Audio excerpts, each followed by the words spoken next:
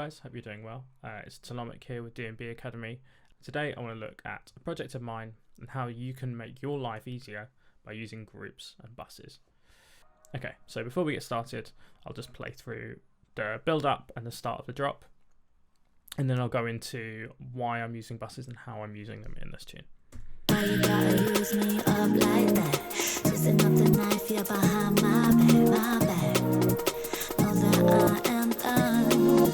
So what you gonna do when you need love? Where you gonna go when you need my help? Telling me you love me, I'm your day one.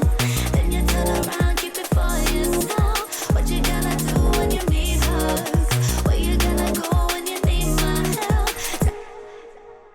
Okay, so let's take a look. So already you can see that despite the fact that this tune has, I think, like 50 something channels in it, I've bussed everything down so that when I'm mixing, I've only got to deal with 6. It's much easier to keep track of where everything's hitting level wise if I've got way less to look at and way less to worry about. So we'll take a look at the drums first.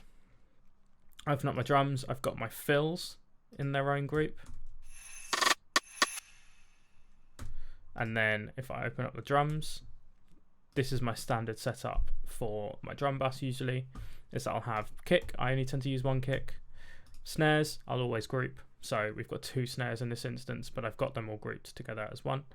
And then I've got my tops all as one as well. So if I play just the drums, and if I decide that the kick and snare are too loud, this tune is still being mixed, so there will be sort of things that I need to do like that. For example, I think that sounds a bit better. It may not work in context, but it sounds better at the moment. I can already see where all of my top breaks are hitting relative to the kick and snare.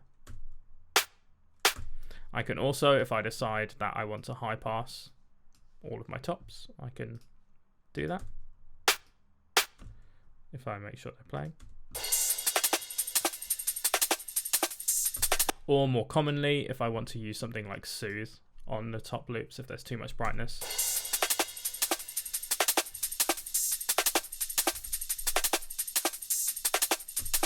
I can do that just with that. And these all then go to a drum bus, which I've got glue compressor on, doing some very, very light compression and then some soft clipping. And I've got Transit as well, which is a new plugin from Baby Audio, which I've just got for transitional sections.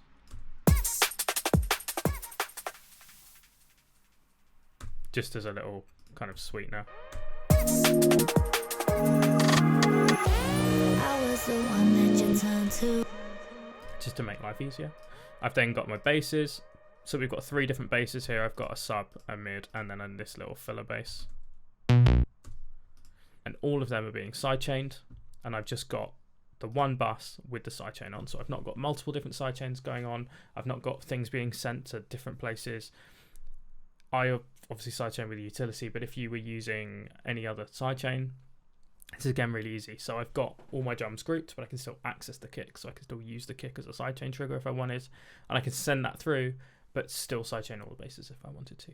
Equally, if I then decide that I only want to sidechain the sub and this little filler bass, I can do that. I could group those 2 together, call that a sidechain, and then just move it to there. And then these ones are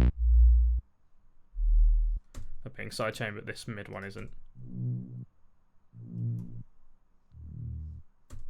For example, I've got all of my effects grouped together, which are all kind of happening together. I've not got any groups within those,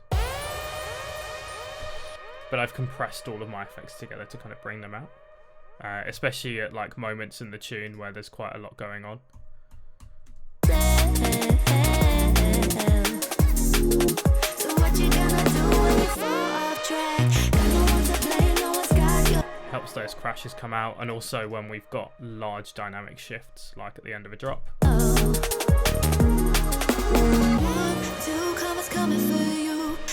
just gel it all together a little bit. All of these things are to taste. I've got my instruments grouped, and then all of my vocals grouped, and within those, harmonies and doubles. So if I'm balancing just the vocal, I can then see all of the different channels and work with them that way. So as you can see, it's all like, how you do it is up to you. It depends on what elements you like to mix together, what elements you're grouping together, and how you mix and how you work kind of in your brain. But if you're not grouping, and you can do this in FL, you can send audio channels to one channel and then use that as your grouped channel, rather than doing it in Ableton, where you just, as you can see, they're like folders almost with tunes in. Logic has the same feature as well. But if you're not doing something similar to this, then you're massively missing out.